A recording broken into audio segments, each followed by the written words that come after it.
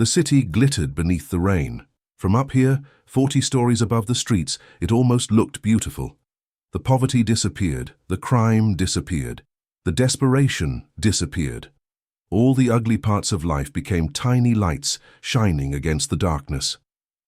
Shawn Franklin hated that because he knew exactly what those lights hid. He had grown up beneath them in the forgotten parts of the city, the places rich people pretended didn't exist, the places where children learned to survive before they learned to dream, the places that created men like him. A cold gust of wind swept across the rooftop. Shawn ignored it. His attention remained fixed on the rifle resting against his shoulder. The scope showed the front entrance of Wesley Tower in perfect detail. Every movement, every face, every possible threat. Years of training had taught him patience, years of killing had taught him precision. Tonight was supposed to be simple. One shot, one target, $20 million. Then he would disappear. The file rested beside him. The photograph clipped to the front stared back. Bartholomew Wesley, 31, Alpha.CEO, billionaire. The kind of man who had never worried about rent, never skipped meals, never gone to sleep wondering if the lights would still be on tomorrow. The kind of man Shawn usually hated, yet something about this contract bothered him. The feeling had started the moment he'd opened the file, an itch beneath his skin, a sense of wrongness he couldn't explain. Professional assassins survived by listening to instincts. His instincts had been screaming all day, walk away, something is wrong. He ignored them. $20 million was difficult to ignore, especially when it came from the organization that owned him. Owned. The word left a bitter taste in his mouth. They called themselves his family, his rescuers, his saviors, the people who took him in after his mother's death, the people who fed him, trained him, protected him, the people who turned a hungry Omega into the most feared assassin in the country. The people who had spent years convincing him he owed them everything. Tonight's mission was repayment, just another debt, just another life, just another trigger pull. The doors of Wesley Tower opened. Shawn instantly became still. Every muscle locked into place.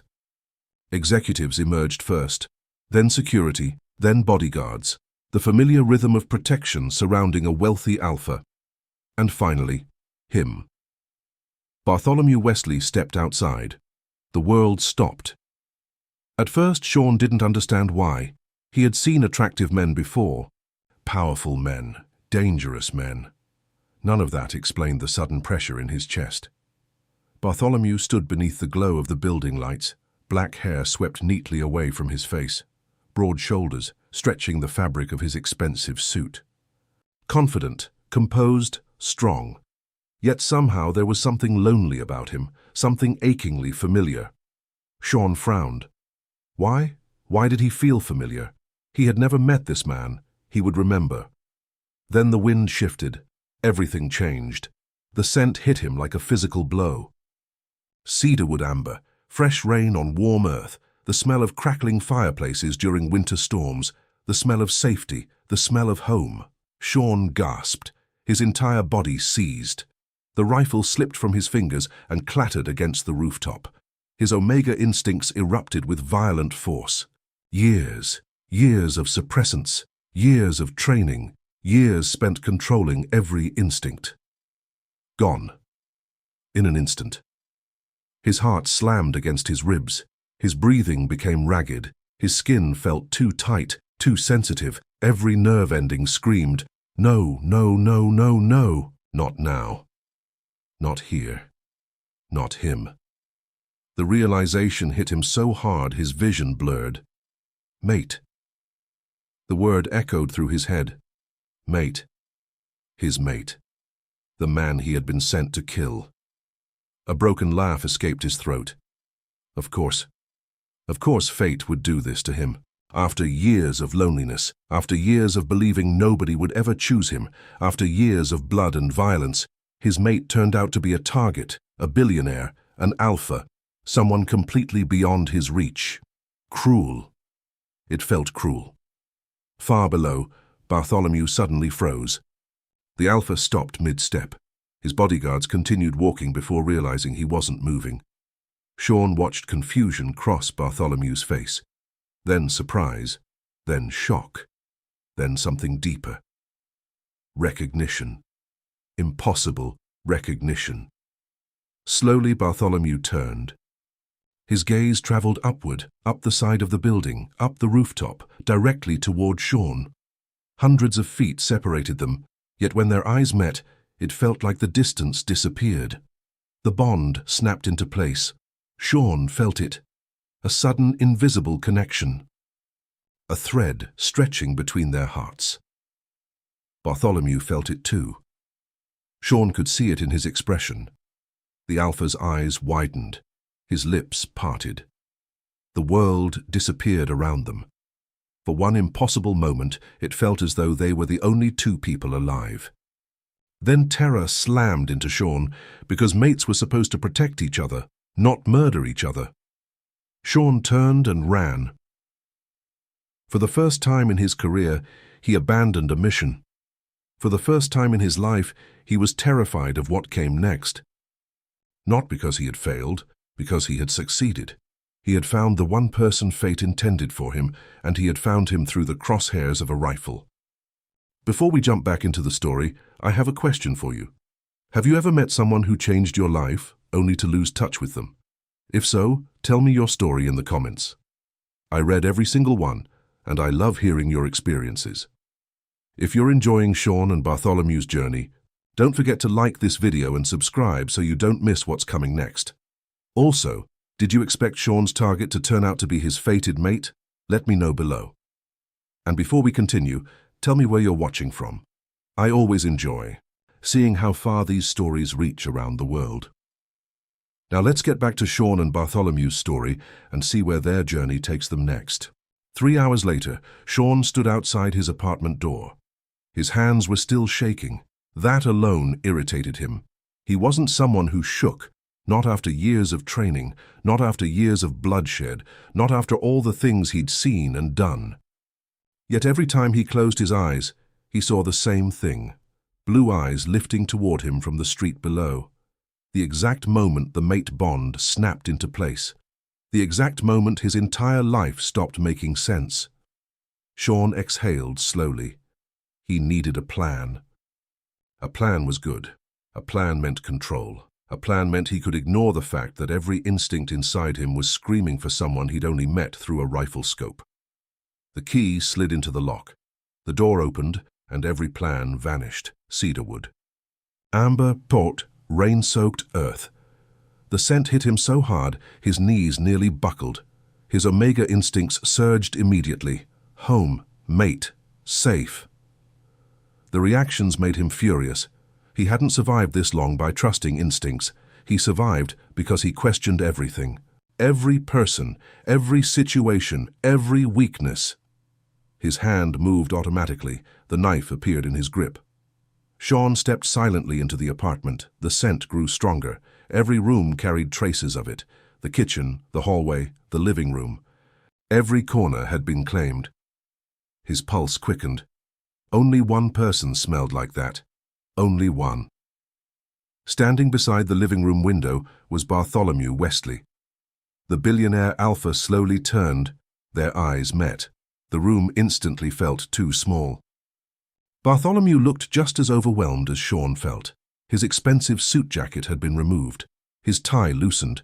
His hair slightly disheveled, as though he had spent the last several hours running on pure adrenaline. Yet, despite everything, despite the bodyguards, despite the wealth, despite the power, the Alpha somehow looked vulnerable, human. Shawn hated that. It made this harder. The knife rose. Bartholomew didn't move, didn't reach for a weapon, didn't flinch. That annoyed Shawn even more. You shouldn't be here. Bartholomew swallowed. Probably not. The honesty surprised him. Then why are you? Silence stretched between them. Neither man looked away. Finally, Bartholomew spoke. Because if I didn't come now, I knew I'd spend the rest of my life regretting it. Shawn stared. What kind of answer was that? What kind of idiot chased after an assassin? What if I killed you? The words came out cold, sharp, intentional. Bartholomew's expression tightened, not because he was afraid, because he had clearly already considered the possibility. I know. You know? I know you could kill me. The Alpha's gaze dropped briefly to the knife, then returned to Shawn. I watched you line up the shot. The room fell silent. I saw the rifle. Shawn's grip tightened. And you still came? Yes. Alone? Yes. The answer was immediate, certain, almost stubborn. Shawn couldn't understand it. A normal person would have doubled their security, called the police, disappeared into a bunker. A normal person would be terrified. Instead, Bartholomew had walked into the apartment of the man hired to kill him. Alone, no guards, no backup, no protection. Why? The question slipped out before Shawn could stop it. How did you even find me? A faint smile touched Bartholomew's lips. Not arrogant, almost embarrassed. You're going to hate the answer. Try me. I own a cybersecurity company. Shawn groaned immediately. Of course he did. Bartholomew's smile widened slightly. We design surveillance systems. Of course. We provide security software to half the city. Of course. We also employ several former intelligence officers. Shawn rubbed his forehead. Please stop talking. A laugh escaped Bartholomew. The sound was warm, familiar, dangerously familiar. For a brief second, Shawn's chest tightened. The laugh triggered something. A memory. A rooftop. Summer sunlight, a boy laughing while trying and failing to shoot a basketball. The memory vanished as quickly as it appeared. Shawn frowned. What was that? Bartholomew noticed. What? Nothing. It wasn't nothing, but Shawn couldn't explain it. Neither could he explain the strange ache in his chest, the strange familiarity, the feeling that he'd somehow known this man before. Impossible, yet the feeling remained. Bartholomew slowly lowered himself into a chair, careful, measured, making sure Shawn could see his hands the entire time, a gesture of trust or stupidity. Shawn still hadn't decided which. Finally, the Alpha spoke. I know why you were there. The room became quiet again. Shawn didn't respond. You were hired to kill me. The knife remained steady. I was. Bartholomew nodded once, as though hearing it confirmed something he'd already known. Then he surprised Shawn again. He didn't look angry. He didn't look betrayed. If anything, he looked sad. Deeply sad. The expression made no sense. Why would a target feel sad for the assassin sent after him? Then Bartholomew said the one thing neither of them could deny. You're my mate. The words settled heavily between them. Raw, dangerous, true. Shawn laughed bitterly, not because it was funny, because it wasn't.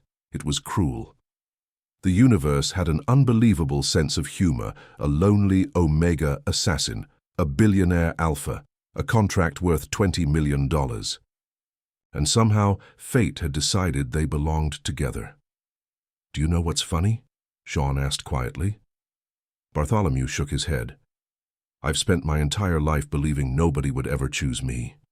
His voice grew softer, more vulnerable. Then the first person who does turns out to be my target. For the first time that evening, Bartholomew's composure cracked. Something painful flashed across his face. Something personal. Something heartbreakingly familiar. And suddenly Shawn found himself wondering the same thing Bartholomew was. Why did losing this stranger already hurt, and why did it feel like they'd lost each other once before? The apartment felt too small, too quiet, too full of things neither of them understood. Shawn kept the knife in his hand, not because he intended to use it, because he needed something familiar, something steady. Everything else felt like it was spinning out of control. Across the room, Bartholomew sat in a chair near the window. The billionaire looked exhausted, not physically, emotionally. Like someone trying to hold himself together through sheer force of will. Neither of them seemed willing to look away for long. Every time their eyes met, the mate bond pulsed, Warm, insistent, unavoidable. Shawn hated it because every instinct told him to trust the man sitting across from him, and every lesson life had ever taught him screamed not to. Finally, Bartholomew broke the silence. Have we met before? The question made Shawn's chest tighten. I don't know. But the answer felt wrong, because something about Bartholomew felt familiar. Not the mate bond, something older, something deeper. Like hearing a song he hadn't heard in years, but somehow still remembered. Bartholomew rubbed a hand over his face. I keep getting flashes. What kind of flashes? The Alpha frowned. I don't know. His gaze drifted toward the floor. A basketball court. A fountain. A rooftop. Shawn's stomach dropped. The same images had been haunting him all evening, the same strange memories lingering just beyond reach. Before either could say anything else, a phone suddenly buzzed. The sound shattered the silence. Bartholomew glanced toward his jacket. The phone buzzed again, then again. Probably security, probably his board, probably half the city looking for their missing billionaire. The Alpha sighed. Sorry. Slowly he reached into his pocket. Shawn tensed automatically. Years of training, years of survival. Bartholomew immediately froze. My phone. Shawn gave a short nod. The Alpha carefully pulled it out, along with a set of keys.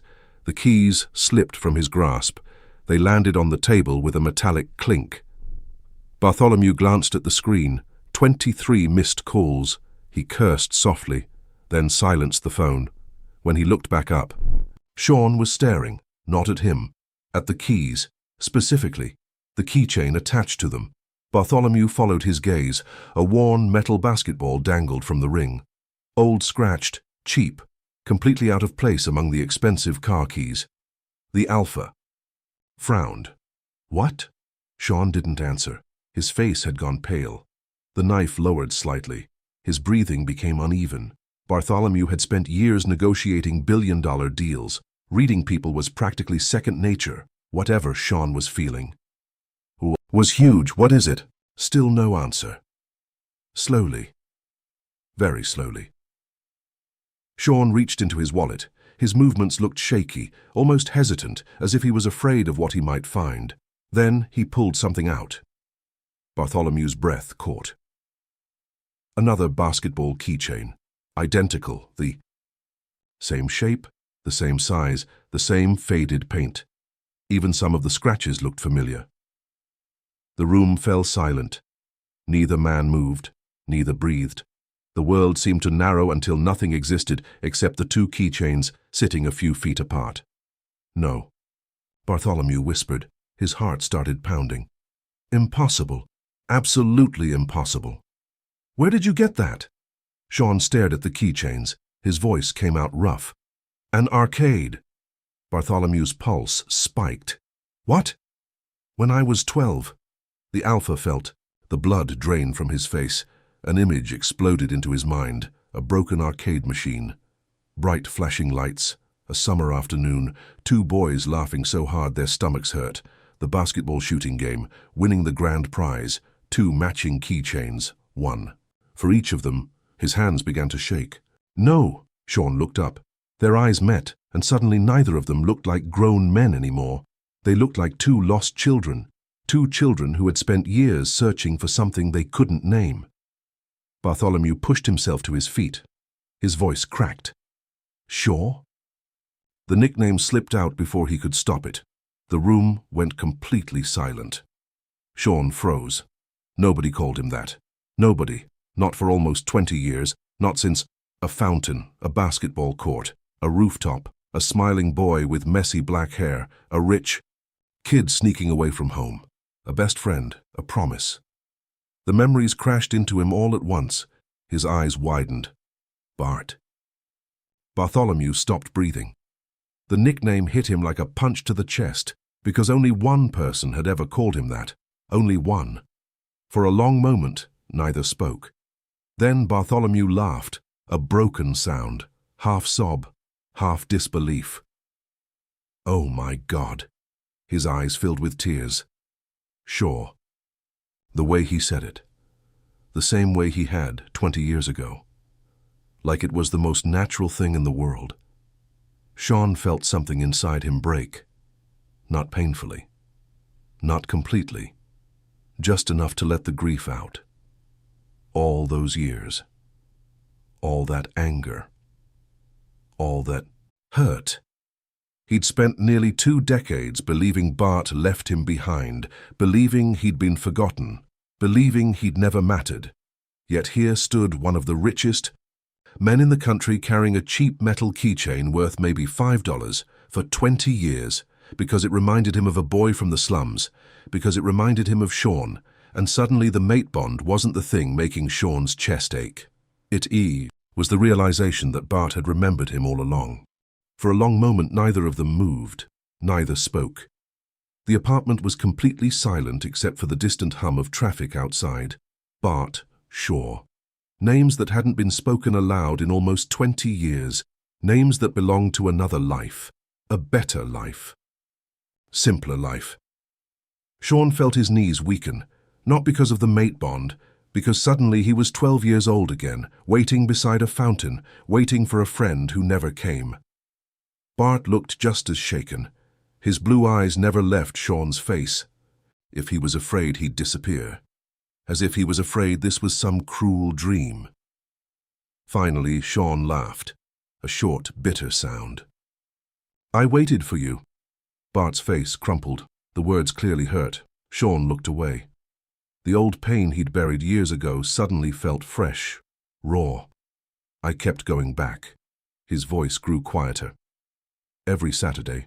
Bart closed his eyes. Shawn continued. "I'd get there early." The memories came flooding back. The fountain, the basketball court, the abandoned rooftop they used to sit on, the old arcade, their places, their spots, the places that belonged to them. "I kept thinking maybe you were sick." A painful smile touched Shawn's lips. "Then I thought maybe your parents grounded you." Bart lowered his head. "Shaw, I waited for months." The words came out softer now, sad rather than angry. "I sat there like an idiot." His throat tightened. "I kept thinking next week." Bart's hands clenched. "Shawn, next week Bart will come." The old hurt resurfaced, so I'd go back. A shaky laugh escaped him, and then next week would come. Silence. Then another. Bart looked like he was being stabbed. Shawn finally met his eyes. "I thought you forgot me." The words shattered whatever composure Bart still had. "No." The answer came immediately, violently, like he'd been waiting years to say it. "No." Tears filled his eyes. "I never forgot you." Shawn stared. Bart stood abruptly and began pacing. The emotions he'd kept buried for years finally spilling out.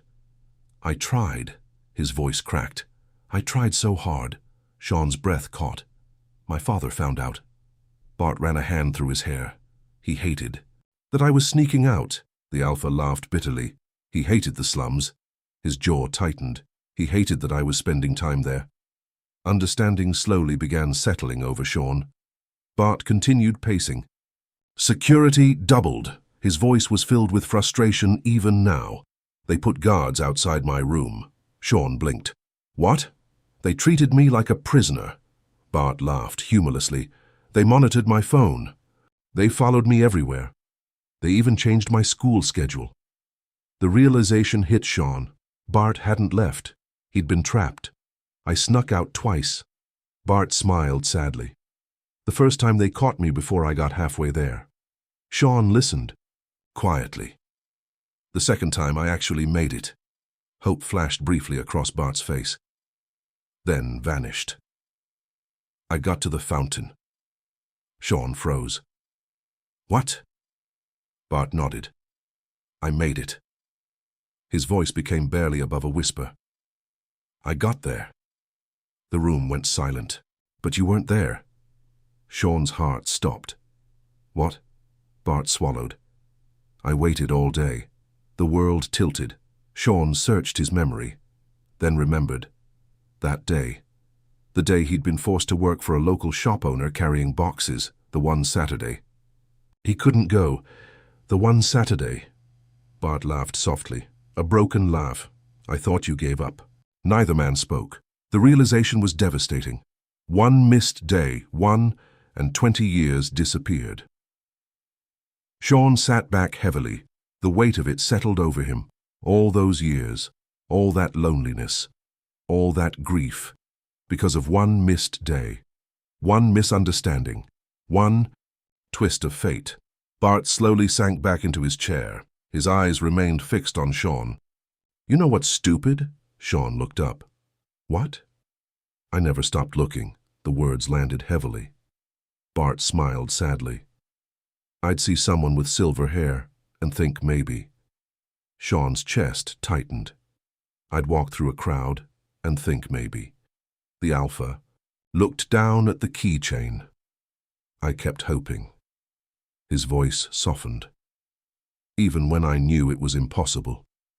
Shawn swallowed hard, because he'd done the same thing. Every crowded street, every familiar laugh, every glimpse of dark hair. Part of him had always looked, always hoped, always wondered. Bart suddenly stood. Wait, Shawn frowned. What? The Alpha crossed the room toward his jacket. After a moment, he pulled something from an inside pocket, a folded piece of paper. Old, worn, yellowed from age. Bart handled it carefully, like it was priceless. Slowly he unfolded it, then handed it over. Shawn looked down and immediately forgot how to breathe. A child's drawing. Crooked lines, uneven coloring, stick figures, one with black hair, one with silver. Standing beside a small house, a huge smiling sun overhead, and written across the top in childish handwriting. Our house. Shawn's vision blurred. He remembered drawing it. The memory slammed into him. They'd been sitting on the rooftop overlooking the city, talking about the future, dreaming. Neither of them had much faith in reality, so they built one together. Dream house, a place where nobody would tell them who they could be friends with, a place where they could always stay together. Bart smiled softly. You gave this to me. Shawn stared. You kept it. Bart laughed. You sound surprised. 20 years. Bart, the Alpha shrugged, as if the answer were obvious. It was important. Shawn felt tears burn his eyes. A billionaire, a CEO. One of the most powerful men in the country, and for 20 years he'd carried around a faded drawing made by a poor kid from the slums. Not because it was valuable, because Shawn was. Bart's voice softened. I used to look at it when things got hard. Shawn looked up. The Alpha smiled sadly. It reminded me there was someone out there who liked me because I was Bart. Not Bartholomew Wesley, not an heir, not a future CEO, just Bart, the lonely kid who wanted freedom, the lonely kid who wanted a friend. Shawn finally understood. The years hadn't only hurt him, they'd hurt Bart too. The mate bond pulsed softly between them. Warm, comforting. But neither man was focused on it anymore, because the truth was somehow even more powerful. Before they were mates, before they were an assassin and a billionaire, before fate dragged them back together, they had been each other's first home, and despite everything life had done to separate them, neither of them had ever truly stopped waiting. For a long moment, neither of them spoke. The tiny apartment suddenly felt crowded with memories. Not the memories of men, the memories of boys. Two boys who had spent summers racing through alleyways.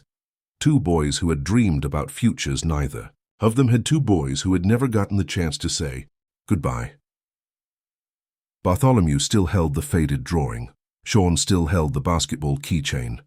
The mate bond pulsed between them, no longer demanding, no longer overwhelming. Now it felt almost sad, like it was mourning all the years they had lost. Shawn sat heavily on the couch. His emotions were a mess. He'd started the evening as an assassin, then discovered his target was his mate, then discovered his mate was his childhood best friend. Frankly, his brain was struggling to keep up. Bartholomew lowered himself into the chair across from him. Neither seemed willing to break eye contact, as though looking away might somehow make the other disappear. Finally, Shawn spoke. "So now what?" The question hung in the air. Bartholomew exhaled slowly. "Now we figure out who wants me dead." A bitter laugh escaped Shawn. "I already know who wants you dead." Bartholomew raised an eyebrow. "Fair." The corner of Shawn's mouth twitched. The fee. First genuine smile he'd had all night. Then it faded. Reality returned. "They're not going to stop." Bartholomew nodded. "I know." "No, you don't." The words came out sharper than intended. Years of experience made Shawn brutally realistic. People don't spend $20 million on a contract and then decide they've changed their minds. The billionaire's expression darkened. "They'll send someone else." "They'll send a lot of someone else's." Silence, because they both knew he was right. Bartholomew leaned back. "How good are they?" Shawn barked out a laugh. "Good enough to train me." That answer said everything. The room became quiet again. Finally, Bartholomew spoke. "What about you?" Shawn frowned. "What about me? Will they come after you too?" The Omega looked away. That answer was easier. "Definitely." Bartholomew's jaw tightened. "Because you refused the contract." Shawn nodded. "Because I chose you." The words slipped out before he could stop them. Both men froze. The confession lingered between them. Soft, dangerous, honest. Bartholomew's scent deepened immediately. The warm cedar became richer, warmer. The scent of a crackling fireplace. Of home. Of belonging. Shawn's Omega instincts nearly melted. He hated it. He loved it. Both at the same time. Bartholomew cleared his throat. "Thank you." The simple words hit harder than expected. Shawn shrugged. "You don't have to thank me." "I do." Bartholomew looked down at the drawing in his hands. "I lost you once." His voice was quiet, raw, honest. "I'm not losing you again." The words landed directly in Shawn's chest. For years, he'd convinced himself Bart had forgotten him, abandoned him, moved on. Yet here sat one of the most powerful men in the country, holding onto a crumpled childhood drawing like it was treasure. Shawn suddenly realized something. Bartholomew looked just as scared as he did, not of assassins, not of death, of losing each other again. The realization softened something inside him, a wall he hadn't realized he was still carrying. Eventually, Shawn stood. "I need coffee," Bartholomew laughed. "At 2 in the morning? I'm having a life crisis." Fair point. The laugh that followed felt strangely normal, like old times, like sitting on rooftops 20 years ago, like sharing stolen snacks and impossible dreams. For a brief moment, they weren't an assassin and a billionaire. They were just Shawn and Bart, the way they'd always been, the way they were supposed to be. As Shawn moved toward the tiny kitchen, his eyes landed on the window. His expression immediately hardened. The years of training returned, the years of survival, the instincts that had kept him alive. "What?" Bartholomew asked. Shawn didn't answer immediately. He stared into the darkness outside, thinking, calculating, planning. Then he turned back. His face had become unreadable, dangerous. "The next step is simple." Bartholomew frowned. "What?" Shawn crossed. "His arms. We disappear." "What?" "They know where I live." Shawn pointed toward the window. "They probably know where you live. They definitely know your routine. They definitely know mine." Bartholomew slowly nodded. The logic was impossible to argue with. "We leave before sunrise." The Alpha studied him. "Then what?" A fierce smile appeared on Shawn's face, one that made him look every bit as dangerous as the rumors claimed. For the first time all night, the assassin looked completely confident. Because this was familiar territory. This was survival. This was war. "Then," Shawn said softly, "we find out who gave the order." The room seemed to darken around him. "We find everyone involved." His violet eyes hardened. "And we make sure they never threaten us again." Bartholomew should have been frightened. Instead, something unexpected happened. He smiled, not because of the violence, not because of revenge, because for the first time since arriving, Shawn had said us. Not me, not you. Us. The word wrapped around his heart. A promise, a partnership, a future. And despite the danger waiting outside those walls, Bartholomew found himself smiling. Because after 20 years apart, they were finally on the same side. The drawing sat on the coffee table between them. Neither man wanted to put it away, because putting it away somehow felt wrong, like losing each other all over again. For nearly 20 years they had carried the same grief, the same unanswered questions, the same hope. And somehow, impossibly, fate had returned both answers and problems at the exact same time. Because no matter how emotional this reunion was, someone still wanted Bartholomew dead. Someone still expected Shawn to complete the contract. Someone was eventually going to realize neither of those things had happened. Reality crashed back into the room. Shawn was the first to acknowledge it. His expression hardened. The assassin, returning. The survivor. The strategist. The man who stayed alive by expecting the worst. We need to move, Bart immediately nodded. The shift didn't surprise him. What do we need? Shawn stood. Without answering, he crossed the room and opened a closet. A duffel bag appeared in his hands. Then he started packing. Supplies. Cash. A first aid kit. Handgun. Extra ammunition. Moving with practiced efficiency. No hesitation, no wasted movement, as if he'd done this dozens of times before. Maybe hundreds. The realization hurt more than Bart expected. This wasn't paranoia. This was experience. This was survival. How long do we have? Shawn grabbed a flashlight from a drawer and tossed it into the bag. Not long. Bart frowned. That's not very reassuring. It wasn't supposed to be. The Omega zipped the bag shut. Bart rubbed the back of his neck. I've never done this before. That earned him an amused look. Congratulations. Bart rolled his eyes. This isn't funny. It is a little funny. The Alpha pointed toward himself. I run 3 companies. You did? What does that mean? Shawn slung the bag over his shoulder. It means for the next few days you're unemployed. Bart stared, then laughed despite himself. The sound made Shawn smile. A real smile. For just a second. Then it vanished. The assassin returned, focused, alert, dangerous. Phone. Bart handed it over. What are you doing? Shawn immediately powered it off. Getting rid of it. What? It tracks you. It's encrypted. I don't care. It has security software. I literally kill people. For a living. Bart sighed. Fair. Shawn handed it back. Leave it. Reluctantly, Bart placed the phone on the counter. Then his expression changed. Wait. What? My family. Shawn stopped. The Alpha looked conflicted. They'll worry. The words sounded almost childish. Almost vulnerable. For a moment, Shawn remembered the boy he'd known. The kid who always worried about everyone else, even when nobody worried about him. They'll survive, Bart frowned. Shawn, no. The Omega stepped closer. His voice softened. If whoever hired me realizes we're together. His jaw tightened.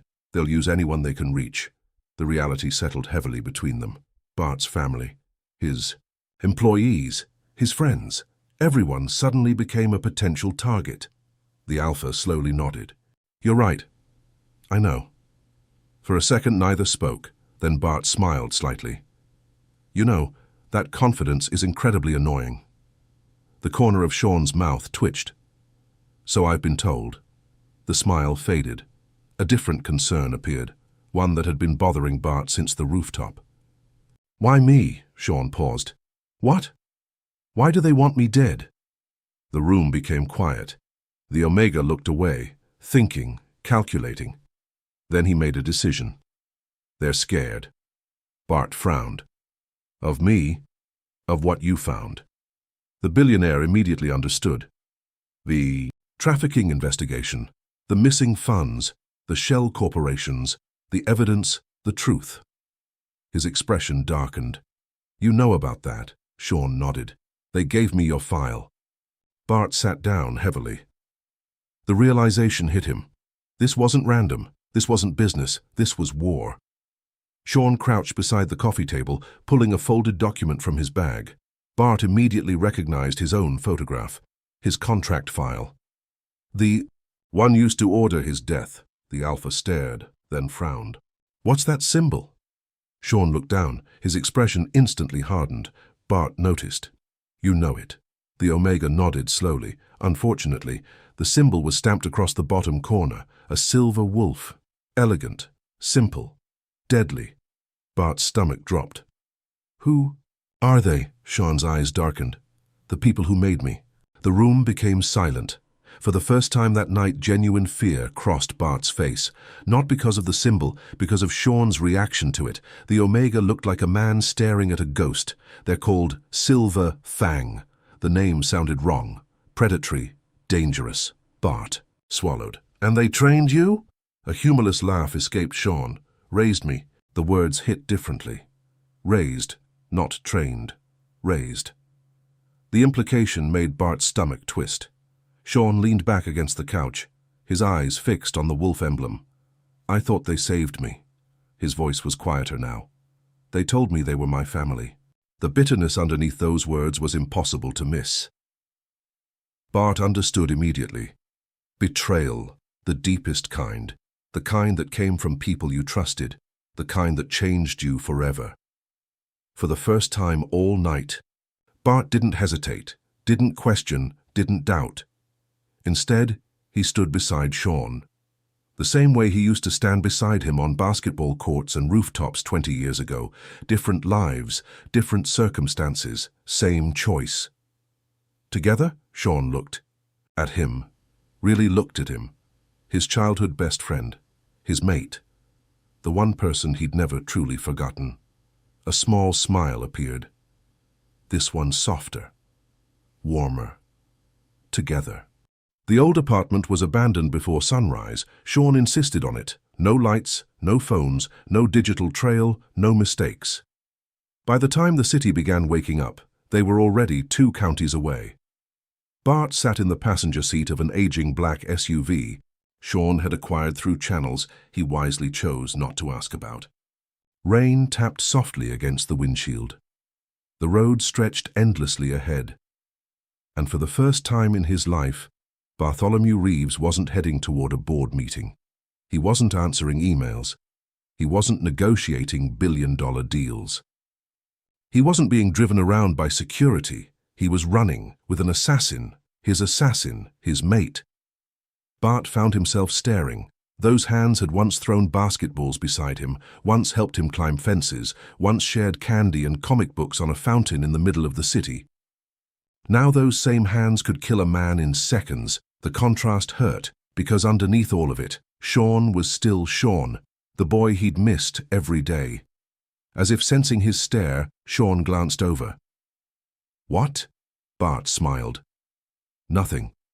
You've been staring for 5 minutes. Maybe I missed you. The words slipped out before Bart could stop them. Silence filled the vehicle. Then Shawn looked back toward the road, but not before Bart caught the faint blush touching the Omega's dark skin. The sight made something warm bloom in his chest. Even after everything, even after becoming one of the most feared assassins in the country, Shawn still reacted exactly the same way. The realization felt precious. The scent filling the SUV had become almost comforting. Cedar.rain, dark chocolate. The scent of home Shawn never realized he'd been searching for, mixed with Bart's scent. Fresh linen, ocean air, vanilla. The scent that had haunted his memories for 20 years. Neither could escape it now. Neither wanted to. Hours later, they arrived at a small cabin hidden deep in the mountains. No nearby neighbors, no cameras, no records, just trees, silence, and safety, at least for now. Bart stepped inside. The cabin was simple. Wood walls, stone fireplace, a kitchen, 2 bedrooms. Shawn immediately frowned. Bart noticed. Problem? There are only 2 exits. Bart blinked. Most people wouldn't call that a problem. Most people don't have assassins hunting them. Fair. Shawn started checking windows, inspecting locks, searching for vulnerabilities. Bart watched quietly. The more time he spent around Shawn, the more he realized how difficult the Omega's life must have been. He never relaxed. Never. Even now, even here. His shoulders remained tense, his eyes constantly moved, always calculating, always preparing, always expecting danger. It broke Bart's heart, because no child should have grown into someone like that, not unless the world had failed them first. The thought made Bart stand. Shaw. The Omega looked up. What? You should rest. I'm fine. You haven't slept. I'm fine. You've been awake for almost 30 hours. Bart crossed his arms. Fine? Shawn sighed. I hate when you do that. Do what? Use logic, Bart smiled. I run 3 companies. You used to. Bart threw a pillow at him. For the first time in hours, Shawn laughed. Actually laughed. The sound startled both of them. It sounded rusty, unused, like something he'd forgotten how to do. And somehow that made Bart love hearing it even more. A few hours later, they sat at the small kitchen table. A laptop glowed between them. For the first time since leaving the city, Shawn allowed Bart limited contact with the outside world. One call. One person, no more. Bart immediately knew who to choose.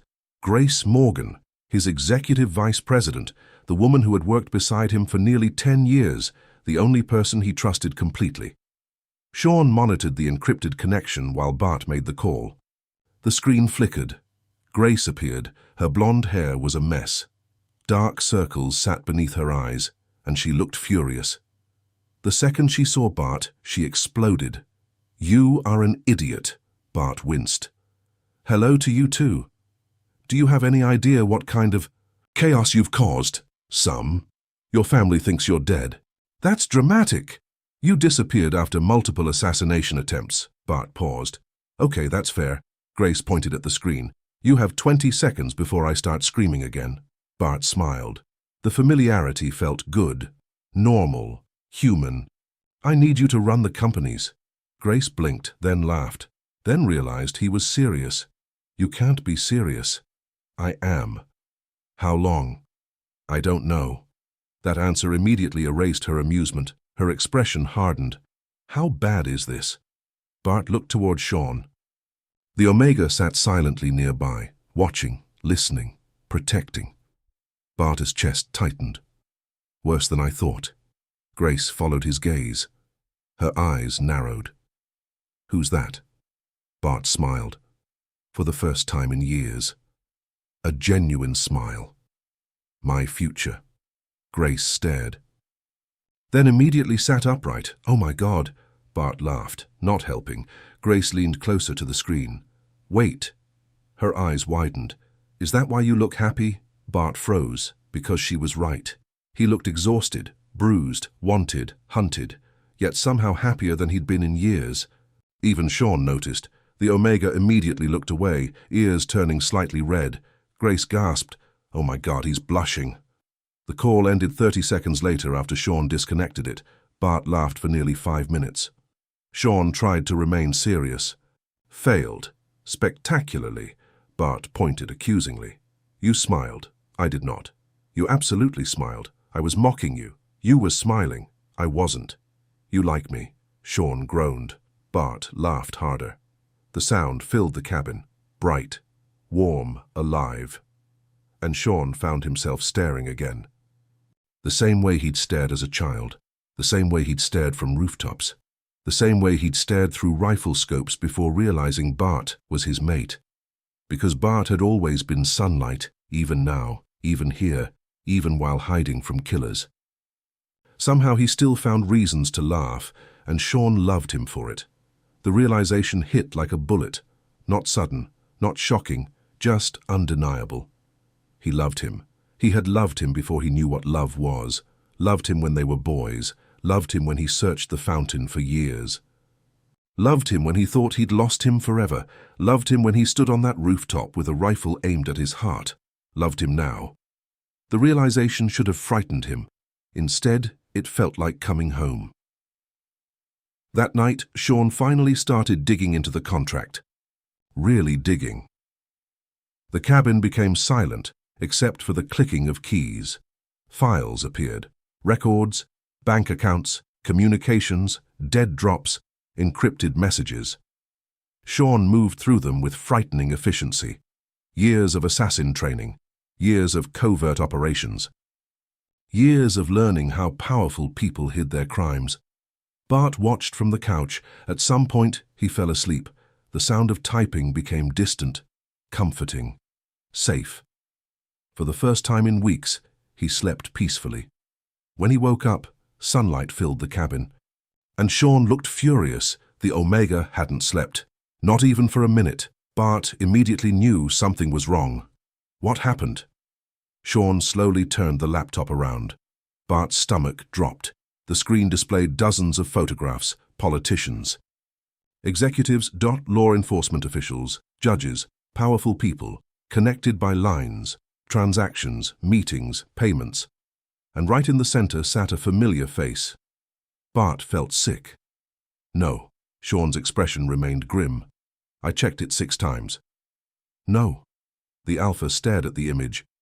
A man he'd known for years, a mentor, a trusted advisor, someone who had attended family dinners, celebrated holidays, watched him grow up, someone who had encouraged the trafficking investigation from the beginning. Richard Holloway, a member of his board, a family friend, practically an uncle. Bart felt physically ill. He can't be involved. He is. No. He's the one who ordered the hit.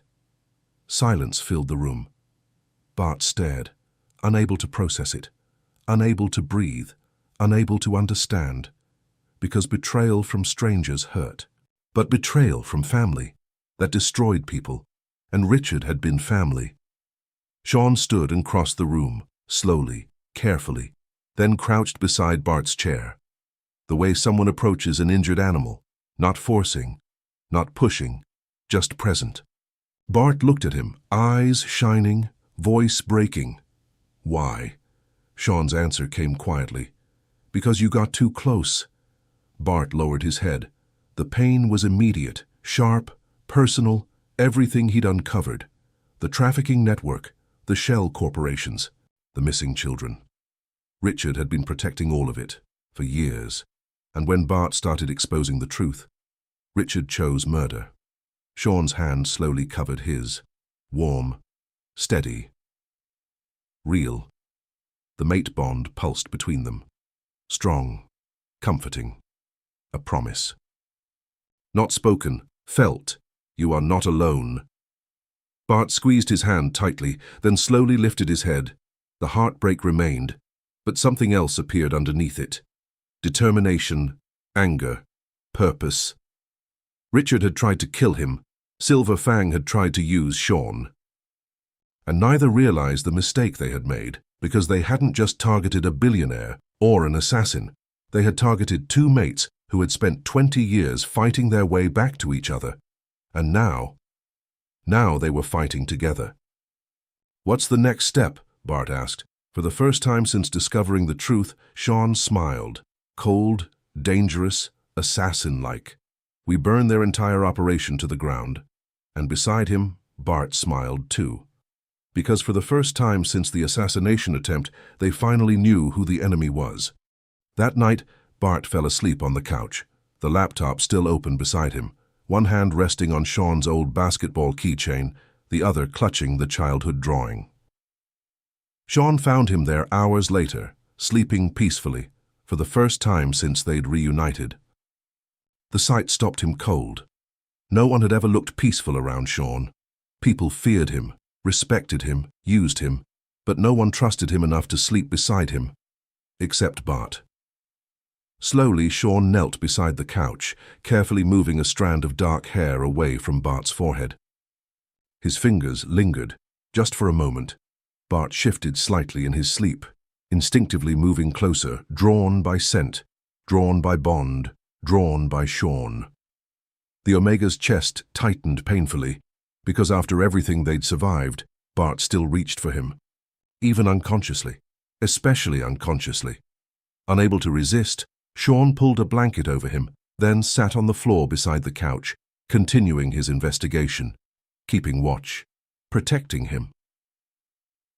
Hours later, Bart woke briefly, half asleep, confused.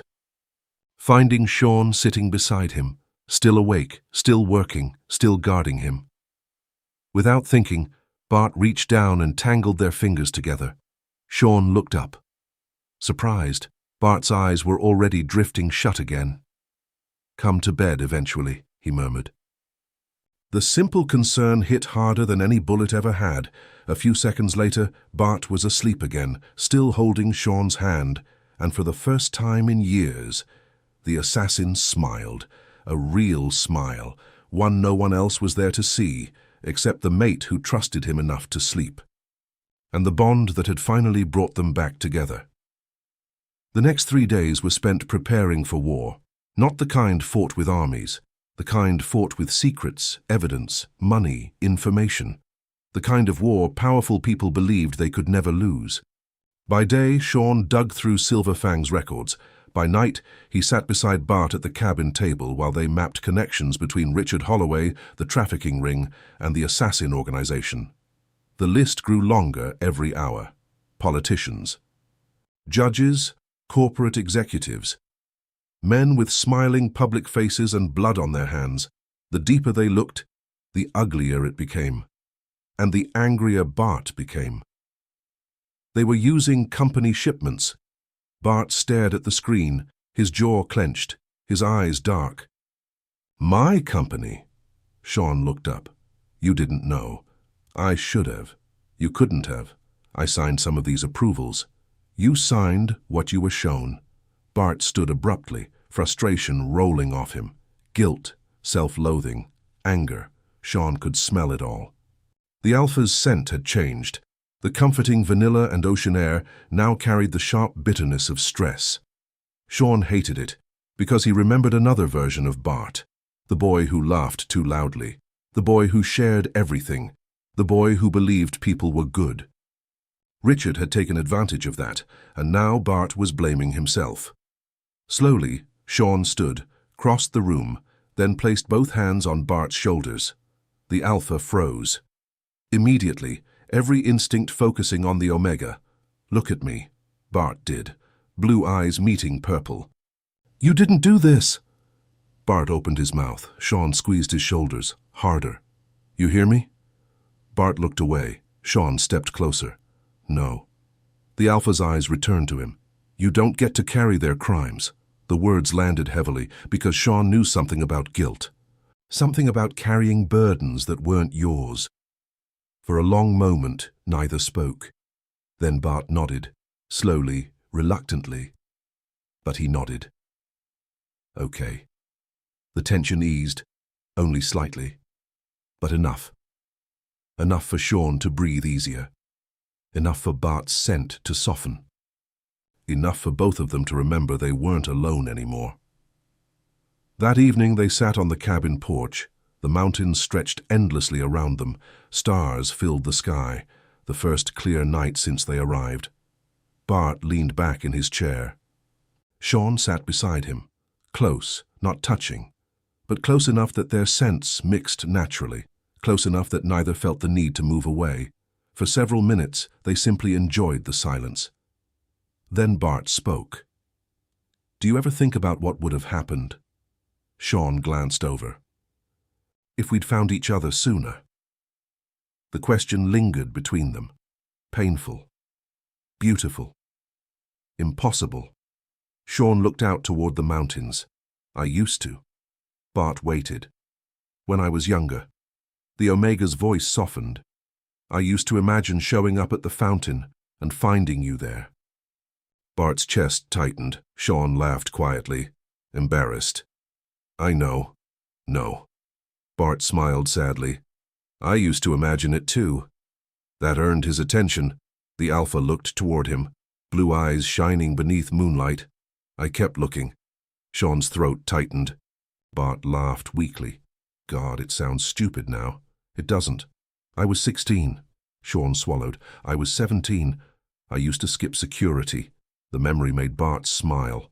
My parents would lose their minds. Shawn laughed. I know. They eventually stopped letting me leave alone. I know. I used to fight with them about it. Shawn stared. What? Bart shrugged. I wanted to go back. The words shattered something inside him, because for 20 years Shawn had believed he'd been forgotten, abandoned, left behind, and all this time. Bart had been trying to find him too. Neither had stopped looking. Neither had stopped hoping. Fate had simply been cruel. The realization hurt, but it healed something too. A wound both had carried for decades. Bart shifted closer, not enough to touch. Just enough. The bond hummed warmly between them. Comforting. Familiar. Home. You know, Bart said softly. What? I think we'd have fallen in love anyway. Shawn blinked. The Alpha smiled. Mate bond or not? For once the assassin had no response. His heart was pounding too hard. His scent had become embarrassingly strong, and judging by Bart's smile, the Alpha noticed. Difficult question? Shut up, Bart laughed. The sound made Shawn smile despite himself. Then the laughter faded. The moment changed, became quieter, softer. More intimate, neither looked away. The distance between them suddenly felt enormous and impossibly small. Shawn could see every detail of Bart's face, the tiny scar near his jaw, the faint stubble, the tiredness beneath his eyes. Bart could see the vulnerability Shawn usually hid. The uncertainty, the fear, the hope. Slowly, carefully. Bart reached for him, giving him every chance to pull away, every opportunity to stop him. Shawn didn't move, didn't breathe, didn't look away. Bart's hand rested against his cheek. Warm, gentle, reverent, as though touching something precious, something fragile, something he'd searched 20 years to find. The Omega's eyes closed, just briefly, leaning unconsciously into the touch. Bart's breath caught because Shawn trusted him. Completely. The realization stole what little composure he had left. Sure. The Omega opened his eyes, and suddenly neither could pretend anymore. Not after the rooftop, not after the fountain, not after 20 years. Bart leaned forward, slowly, giving him a choice. Always a choice. Shawn met him halfway. The kiss was soft. Tentative, almost shy, nothing like the overwhelming pull of the mate bond, nothing driven by instinct. It was simply Shawn and Bart. The two boys who never stopped looking for each other. The kiss lasted only seconds, yet somehow it felt like 20 years' worth of longing. When they finally separated, neither moved far, foreheads resting together, breathing the same air, sharing the same space, the same future. Bart smiled. So that was worth the wait. Shawn groaned. You ruined the moment. You kissed me. I know. You definitely liked it. I hate you. Bart laughed. The warmth that followed felt better than any dream either had ever imagined. The gunshot shattered the night. Both men moved instantly. Years of training, years of instinct, years of survival. The cabin window exploded inward. Glass sprayed across the room. Bart hit the floor. Shawn was already moving, weapon drawn, eyes scanning, heart pounding. The smell of gunpowder drifted through the air. Someone had found them. The hunt was over, and the war had officially begun. Shawn's expression hardened.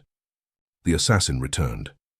But this time, he wasn't fighting alone, because beside him, Bart rose to his feet, determined, terrified, ready. And Shawn suddenly understood something important. The people hunting them had made another mistake. They believed Bart was his weakness. In reality, Bart was the reason he intended to win. The assassin was good. Shawn realized that immediately. The first shot had been a distraction. The second was the real kill shot. Another window exploded. Wood splintered, glass shattered. The bullet tore through the wall exactly where Bart had been standing seconds earlier. Down! Bart hit the floor again. His heart slammed against his ribs. The smell of gunpowder filled the cabin. Shawn was already moving, not panicking, not hesitating, hunting. The difference terrified Bart, because Shawn wasn't acting like prey. He was acting like a predator. The Omega slid across the floor and reached the broken window. Purple eyes scanned the darkness, the forest, the tree line, the ridgeline above the cabin. Then he saw it. A brief reflection. Moonlight on a scope. 300 yards away. Found you. The words were almost affectionate.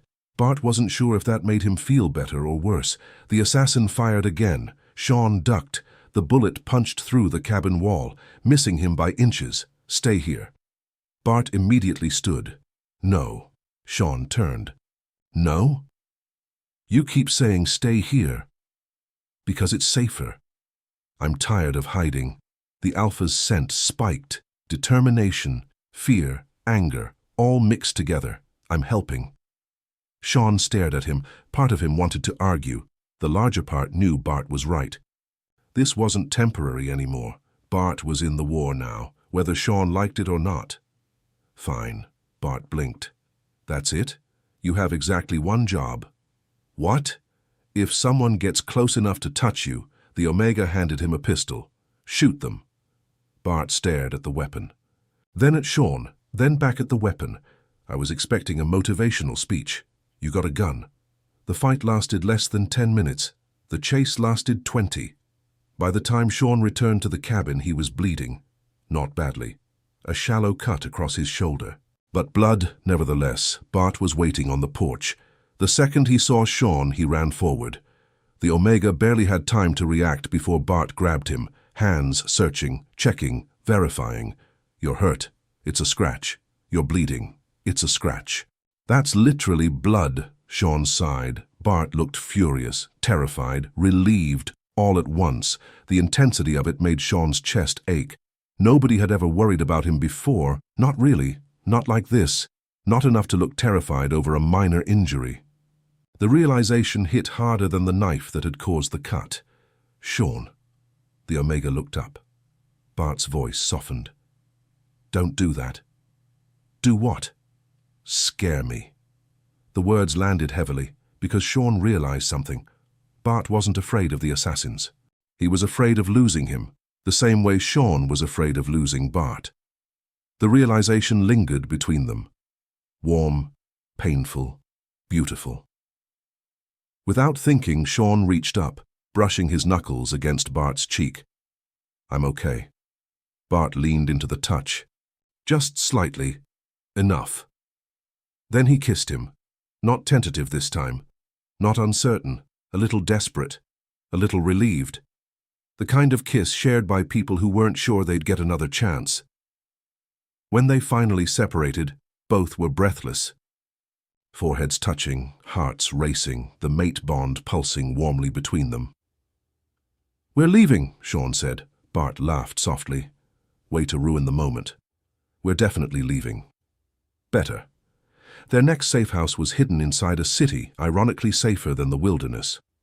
A forgotten apartment above an old bookstore, crowded streets, thousands of people, millions of cameras, perfect cover. For 2 weeks, they disappeared. At least publicly. Privately, they went on the offensive.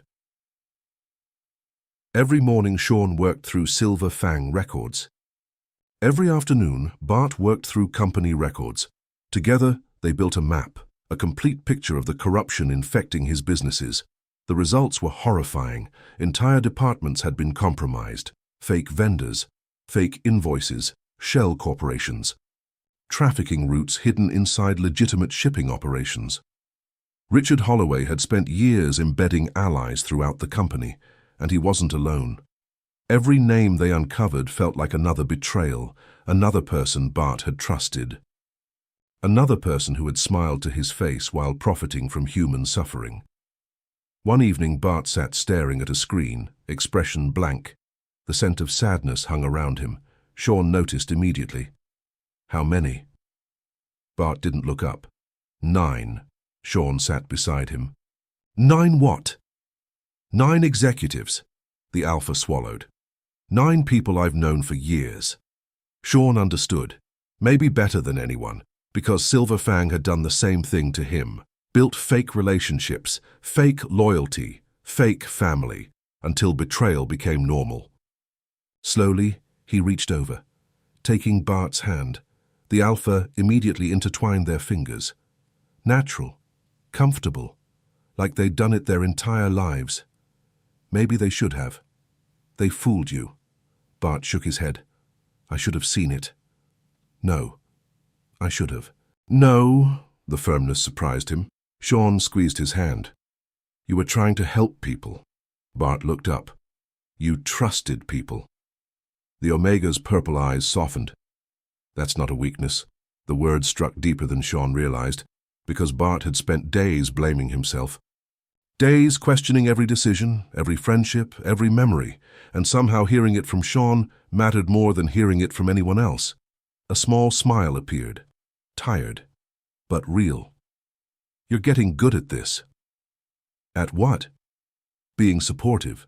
Shawn immediately looked offended. I regret everything. Bart laughed. The sound filled the apartment, and for the first time in days, Shawn smiled too. 3 days later, they found the evidence that could destroy Richard Holloway forever.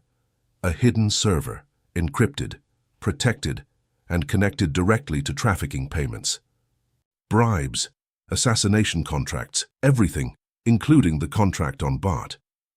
The room went silent. Both men stared at the screen. This was it, the smoking gun, the proof, the thing they'd risked everything to find. Bart slowly looked toward Shawn. The Omega looked back. Neither spoke, neither needed to, because they both knew the same thing.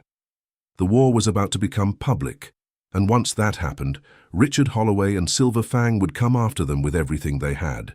But for the first time since the rooftop, for the first time since the assassination attempt, for the first time in 20 years, Shawn wasn't facing it alone, and neither was Bart. Together, they had survived separation, betrayal, assassins, corruption, and the impossible odds that had kept them apart. Now they were finally ready to fight back, and this time they were bringing the truth with them. And that's the end of Shawn and Bartholomew's story. What was your favorite moment? The reunion, the basketball keychain, or their first kiss?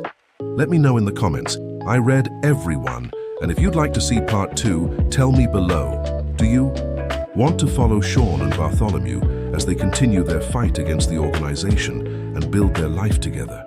If you enjoyed this story, please like, subscribe, and turn on notifications so you never miss a new upload. Before you go, let me know where you're watching from. I love seeing how far these stories reach. Thanks so much for watching, and I'll see you in the next story.